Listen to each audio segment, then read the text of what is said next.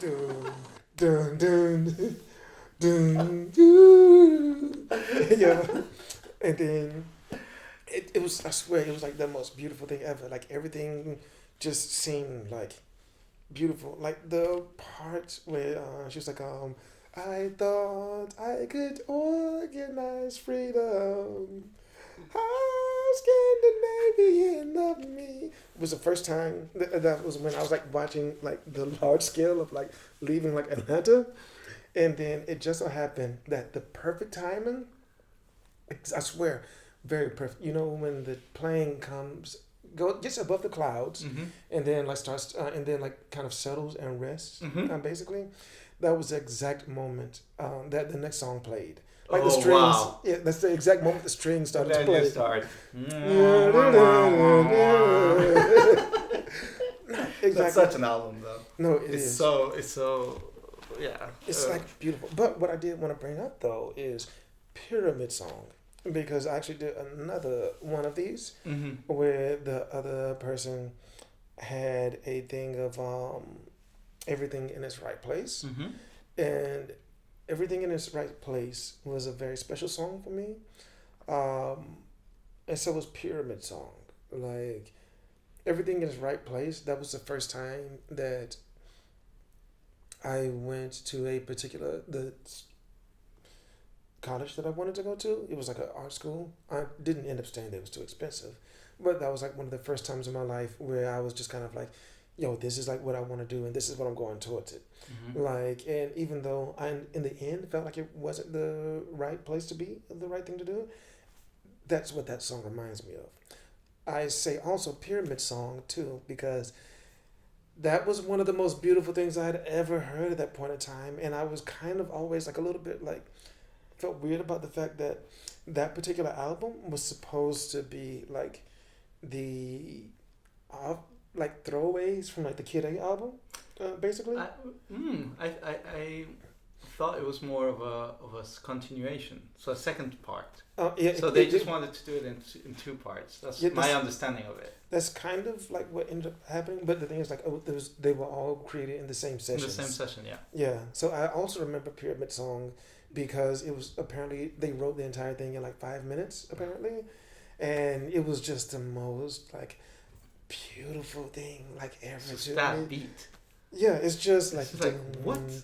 How do you mix that beat with the drums, and it brought a little bit of jazzy element to it, and at the same time not, just yeah, it was just, and that was like the first time that I really loved like Tom's voice. Like I was like, okay, this white dude can actually sing to me, it's fine. Like, just sing, just serenade me, it's fine. Yeah, I think it's interesting that those two songs, in terms of Hunter and from Bjork and Pyramid Song from Radiohead, for both of us have been something that influenced us to a certain degree. Yeah. I don't know what for, like it did for you in sense of sound, but I've been very interested in sound forever, and I think the fact that I studied physics and I went into understanding what sound was, or trying to grasp what it was, just trying to understand where synthesis and all of this comes from. When I listen to something, I try to understand beyond the melody and the rhythm and how it's written is also what kind of instrument was used with another one to be able to put them together. And for me, Hunter is definitely one of those where for the first time you're hearing something that sounds like an accordion, and probably is, with this kind of very deep kind of trip hoppy beats at the time. Yeah. Really well, like electronic, but with a real body together. Yeah. And with a voice that just comes out of everywhere. Yeah. and fills up the space, even though it's completely empty in a way. Yeah.